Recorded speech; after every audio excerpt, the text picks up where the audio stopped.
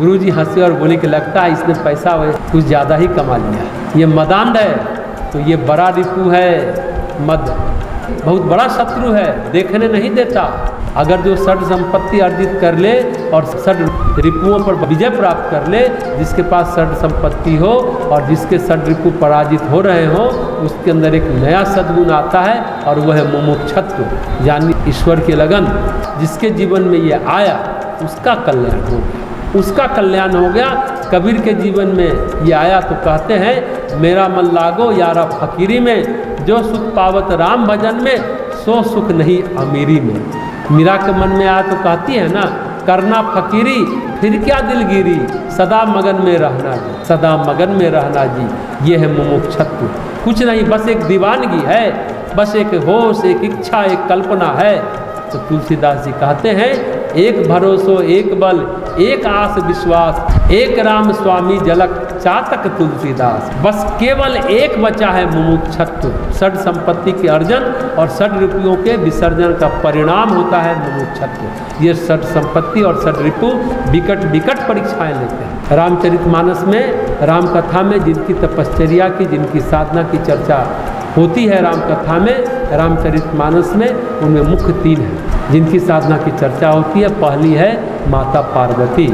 जब राम कथा में शिव पार्वती का संवाद आता है, जब पार्वती नारद ऋषि का उपदेश सुन करके तपश्चर्या के लिए जाती हैं तो बड़ी कठिन और घनघोर तपस्या करती हैं। उनकी परीक्षा लेने के लिए भगवान भोले सप्तऋषियों को भेजते हैं। सप्तऋषि उनसे सवाल करते हैं, उनको डिगाते हैं, उनके संकल्प को विस्तृत करने की कोशिश भी करते हैं। अरे आप क्या पाएंगी भगवान शिव से विवाह करके, क्या मिलेगा आपको? उनके पास तो घर भी नहीं है।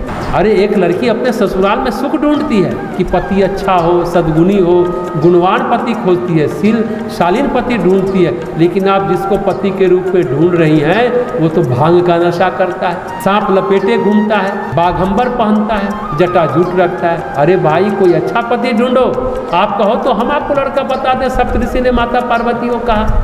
शादी क्यों होती है? कि पति पत्नी सुख से रहे ना, पति पत्नी की कामनाओं की पूर्ति हो ना। लेकिन उन्हें तो कामदेव को ही जला दिया। अब क्या होगा शादी करके, क्या फायदा होगा आपको? उन्होंने तो काम तत्व को ही भस्म कर दिया। अब पार्वती जी कहती है, तुम्हारे जान काम अब जारा, अब लगी शंभु रहे सविकारा। तुम यही सोचते हो ना कि भगवान शिव ने अब काम जलाया है, अभी तक तो वो काम वासना के वशीभूत थे। लेकिन हमरे जान सदा शिव जोगी, अजर अनवद अकाम अभोगी।